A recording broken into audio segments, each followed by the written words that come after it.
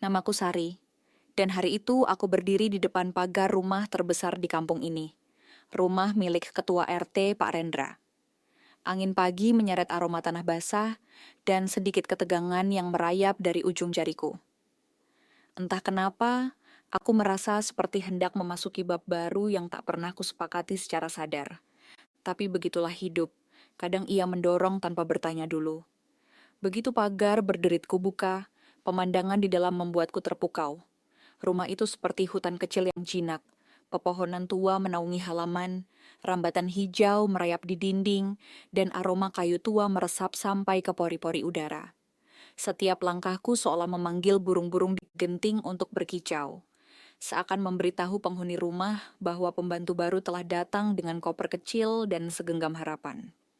Aku baru saja hendak menyentuh gagang pintu ketika sesosok pria muncul di serambi. Pak Rendra, begitulah warga memanggilnya, tampak lebih tenang dari yang kubayangkan. Tubuhnya tegap, sikapnya sopan, dan senyumnya tipis tapi ramah. Namun ada sesuatu di balik matanya, semacam kelelahan yang tidak keras, seperti warna kusam pada kain kesayangan yang sering dipakai. Bukannya membuatnya tampak rapuh, justru menambah wibawa yang tak bisa ku mengerti. "Selamat pagi, kamu Sari ya?" Suaranya dalam tapi lembut, seperti nada radio pagi yang menenangkan telinga. Aku mengangguk gugup. "Iya Pak, mulai hari ini saya bekerja di sini. Semoga tidak merepotkan." Ia tersenyum kecil. "Kalau kamu rajin, rumah ini justru bisa jadi lebih hidup." Aku tidak tahu apakah itu pujian, motivasi, atau sekadar basa-basi pimpinan warga, tapi ucapannya membuat dadaku hangat, seperti terkena mentari setelah hujan. Masuk ke dalam rumah, aku dibuat kagum lagi. Ruang tamunya penuh aroma perpaduan kayu manis dan lemari tua, membuatku merasa seperti berada di perpustakaan yang sudah lama tidur. Saking semangatnya, aku langsung mulai bekerja. Dan disitulah petaka kecilku dimulai. Aku memindahkan vas bunga dari meja tengah ke rak dekat jendela. Berpikir tempat itu akan membuat bunganya mendapat lebih banyak cahaya.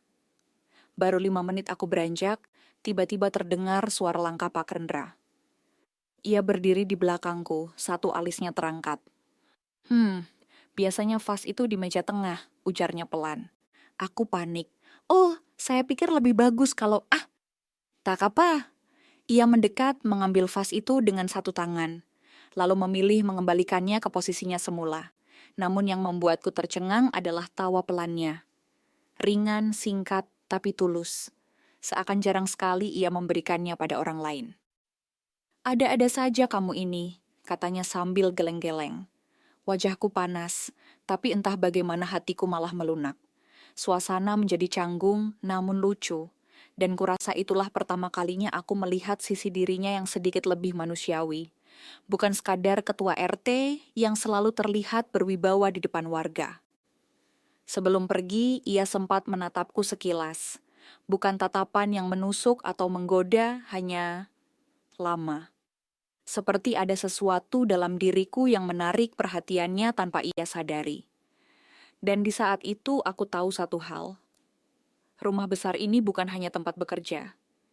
Ada sesuatu di dalamnya, entah misteri atau sesuatu yang bisa mengubah hidupku. Hari-hari berikutnya berjalan dengan ritme yang pelan namun akrab, seperti alunan gamelan yang tak pernah terburu-buru. Rutinitas di rumah Pak Rendra perlahan membuatku merasa bukan lagi tamu, melainkan bagian kecil dari rumah itu. Setiap pagi aku bangun sebelum matahari sepenuhnya muncul, menyiapkan sarapan sambil mendengar ayam tetangga yang selalu berlebihan percaya diri.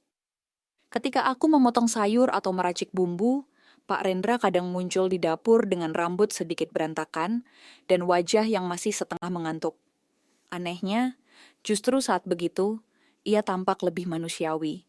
Bukan tokoh yang dihormati warga, melainkan lelaki yang mencoba memulai pagi dengan segelas teh hangat. "Wangi sekali," katanya suatu pagi sembari mengendus pelan aroma tumis yang sedang kumasak. Aku tersenyum, sedikit bangga. "Cuma masakan sederhana, Pak."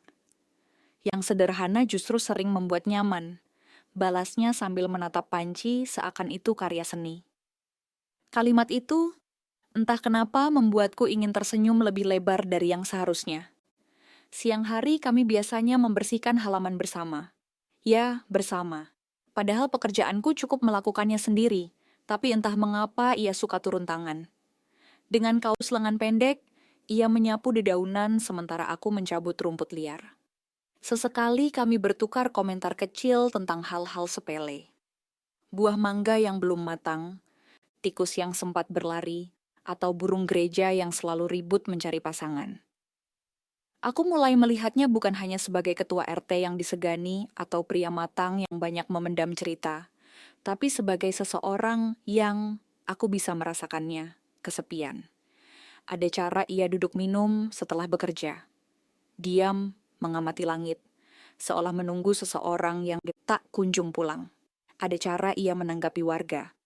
Ramah, tapi menyimpan ruang kosong di antara kata-kata. Dan entah mengapa, ruang kosong itu perlahan menyentuh ruang kosong di dalam diriku. Sore hari, hujan turun tanpa aba-aba. Air mengguyur halaman dengan suara seperti bisikan beruntun. Aku sedang mengambil cucian di teras ketika Pak Rendra datang membawa payung. "Kamu bisa sakit kalau kehujanan begitu," katanya.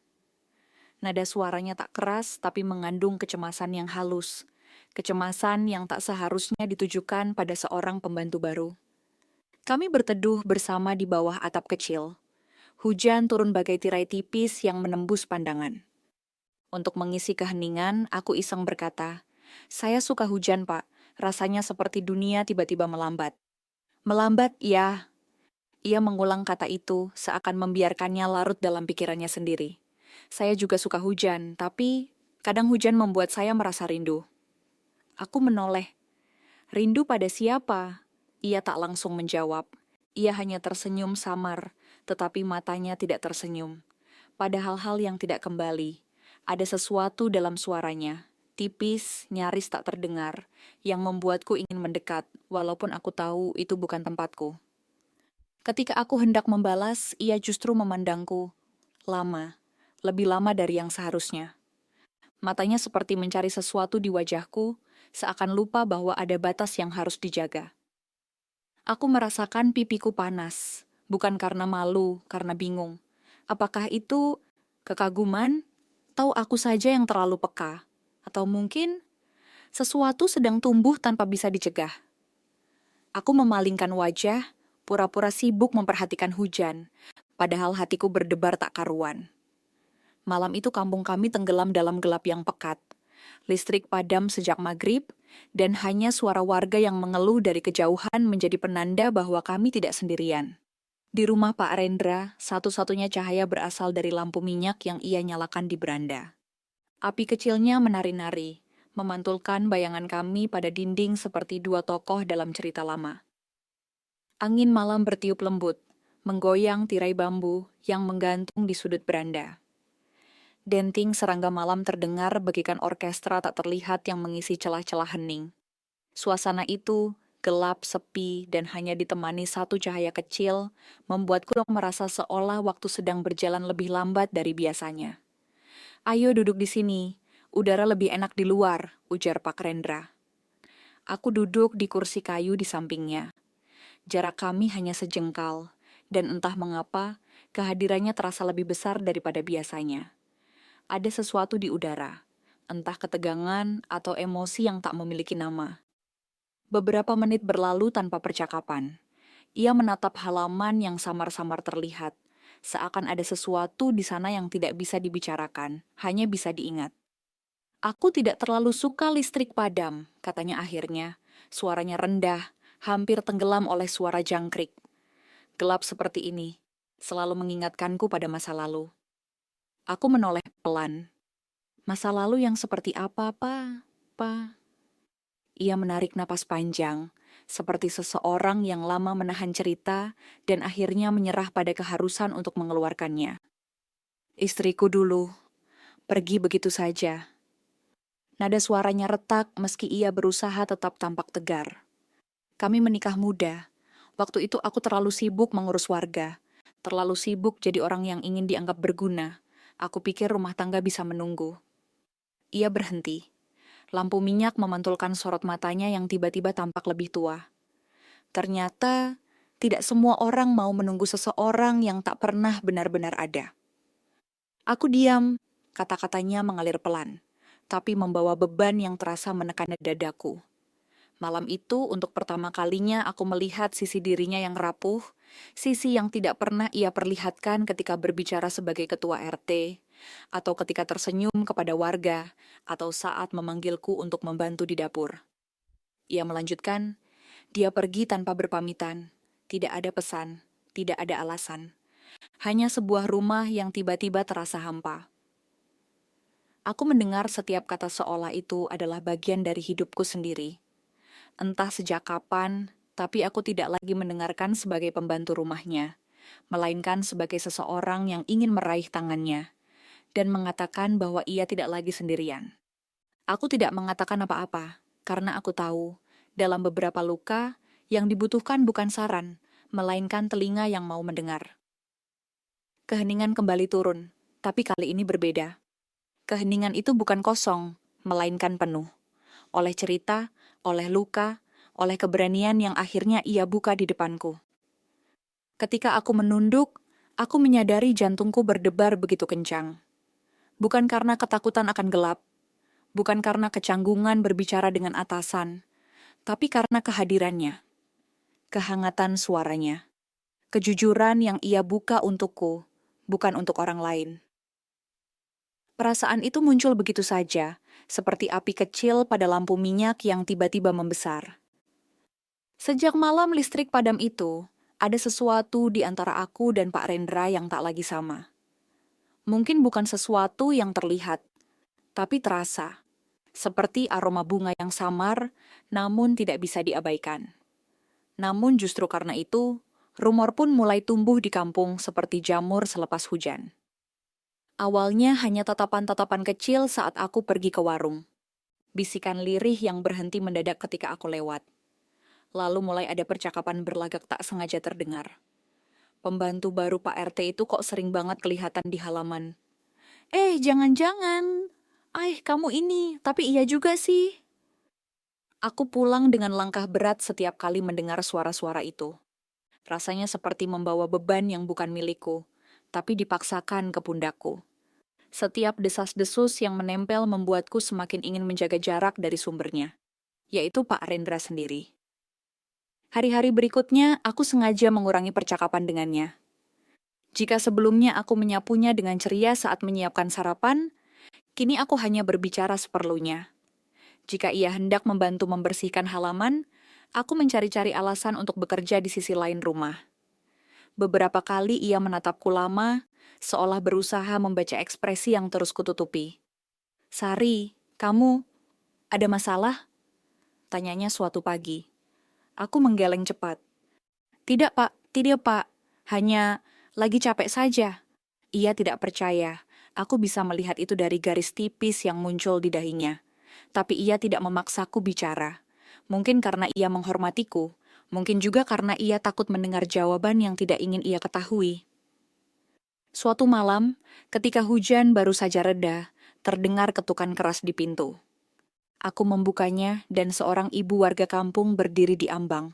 Wajahnya tampak panik, tapi sorot matanya dingin saat melihatku. "Pak RT ada?" tanyanya tajam, seolah aku menghalangi akses menuju sesuatu yang bukan hakku. "Iya Bu, ada, silakan masuk." Namun alih-alih masuk, ia justru mengamati aku dari ujung rambut hingga kaki, penuh kecurigaan. "Rumah ini jadi beda, ya. Sejak ada orang baru," katanya tanpa menutupi nadanya yang sinis. Aku menelan ludah. "Maaf Bu, saya hanya bekerja." Ia hendak membalas, tapi langkah kaki Pak Rendra terdengar dari dalam. "Ada apa Bu Saminah?" tanyanya. Seketika nada perempuan itu berubah manis. "Pak RT, sumur belakang rumah saya jebol. Mohon dilihat." Namun sebelum ia pergi bersama Pak Rendra, ia sempat menoleh ke arahku lagi. Kali ini dengan tatapan yang menusuk, seolah mengatakan bahwa keberadaanku tidak pantas di rumah itu. Perasaan dingin menjalar ke punggungku. Aku tidak salah. namun entah kenapa tetap merasa bersalah. Ketika Pak Rendra pulang dari rumah warga itu, wajahnya tampak kesal. Jarang sekali ia menunjukkan emosi seperti itu. "Apa dia bilang sesuatu padamu?" tanyanya tanpa basa-basi. Aku terkejut. Tidak Pak. Sari! Suaranya merendah, lebih kepada peringatan lembut daripada pertanyaan. Aku mencoba tersenyum. Tadi cuma komentar kecil saja. Aku dengar dari warga lain, mereka mulai membicarakanmu, dan itu salah. Nada suaranya tegas, tidak ada ruang untuk menyalahkanku. Aku tidak akan diam kalau mereka melewati batas. Hatiku mencelos. Entah kenapa, pembelaannya justru membuat dadaku semakin sesak. Bukan karena takut, tapi karena sesuatu yang hangat, yang tidak seharusnya tumbuh. "Pak, jangan seperti itu. Nanti mereka semakin salah paham," ucapku pelan. "Biarlah, aku tidak mau ada yang bersikap tak hormat padamu." Kata "padamu" meluncur dari bibirnya dengan lembut, namun penuh makna, membuat angin malam terasa lebih dingin dari biasanya. Saat aku hendak berlalu menuju dapur, tiba-tiba ia memanggil. "Sari." Suara itu berbeda dari biasanya, lebih pelan, lebih hati-hati, seolah jika ia meninggikan sedikit saja suaranya, aku akan menghilang dari rumah itu. Aku berhenti, tidak berbalik, hanya menunggu kelanjutannya. Namun yang keluar dari mulutnya hanyalah bisikan tersimpan. "Jangan menjauh." Aku tidak menjawab, tidak mampu. Karena jika aku menoleh, aku tahu matanya akan mengatakan lebih banyak daripada yang siap ku dengar. Malam itu, untuk pertama kalinya namaku terasa seperti rahasia, dan ia menyimpannya seakan takut kehilangan pemiliknya. Pagi itu terasa berbeda, bukan karena matahari lebih terang atau burung-burung lebih ramai berkicau, tetapi karena aroma kopi yang kubuat mengalir ke seluruh rumah seperti benang halus yang menautkan hatiku dengan sesuatu yang tak berani kusebut. Ketika Pak Rendra masuk ke dapur, langkahnya pelan, seolah ia tidak ingin mengusik kehangatan yang mengapung di udara. "Harumnya lain," katanya sambil menatap cangkir yang kusajikan. "Cuma kopi biasa, Pak," ujarku, mencoba meredam debaran. "Tetap saja, rasanya berbeda ketika kamu yang buat."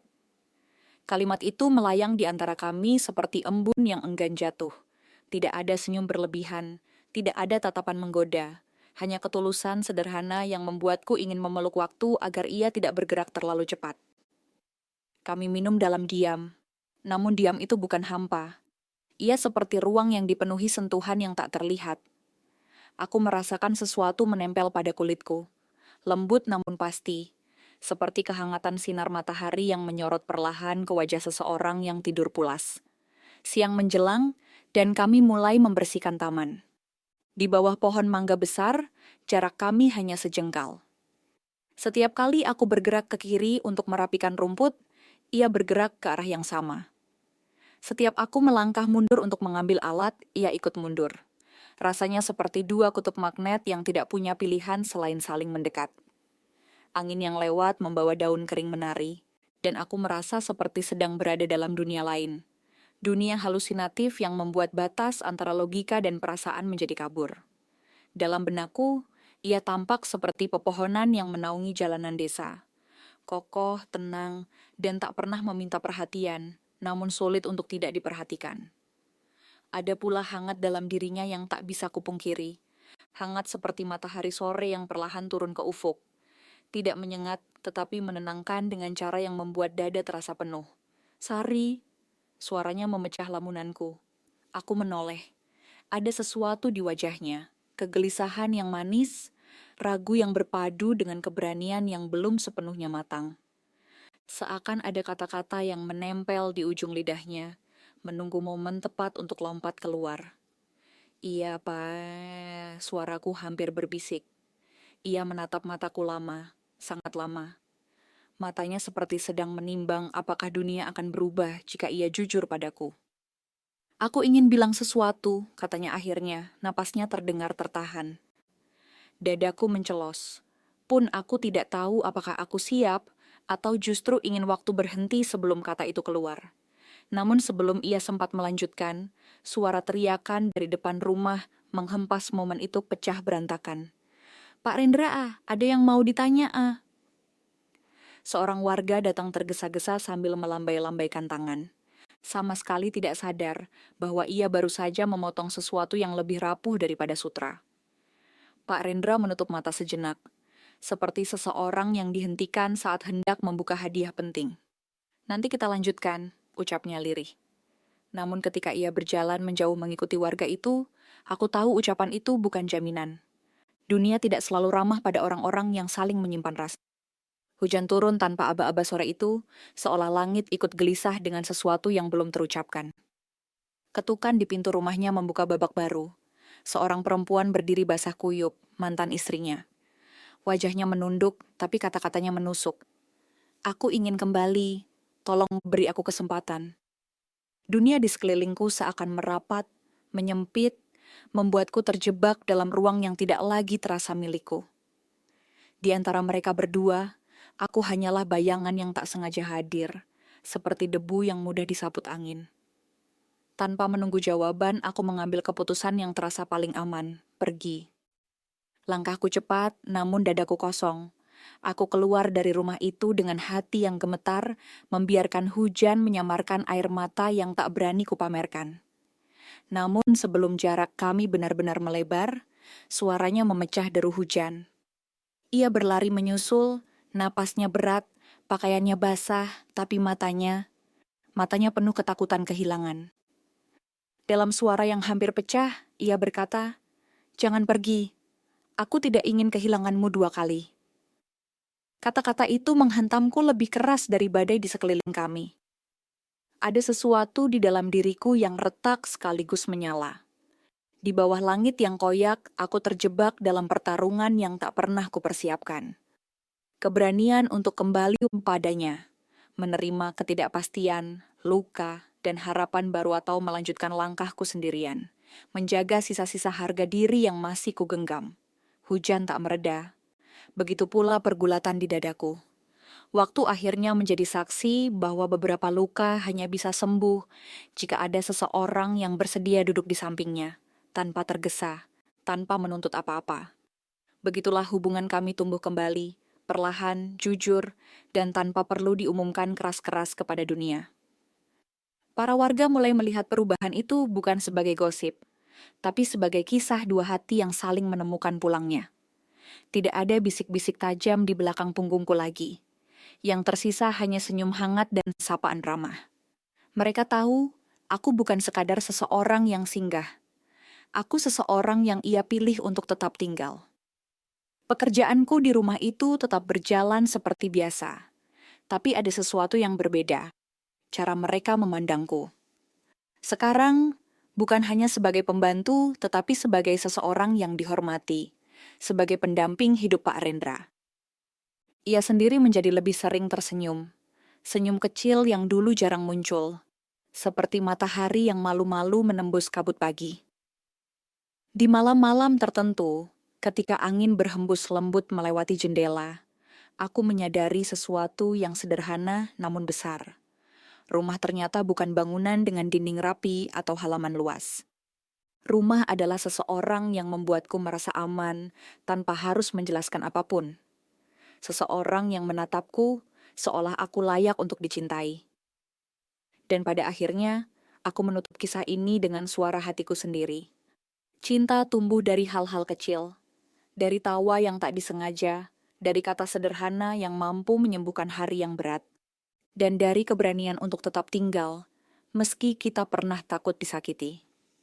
Di bawah langit yang baru ini, aku belajar bahwa kebahagiaan tidak perlu meledak. Cukup hadir, hangat, dan sesuai takaran. Begitulah kami berdiri, 2 hati yang dulu patah, kini saling menguatkan, di sebuah tempat yang akhirnya terasa seperti pulang.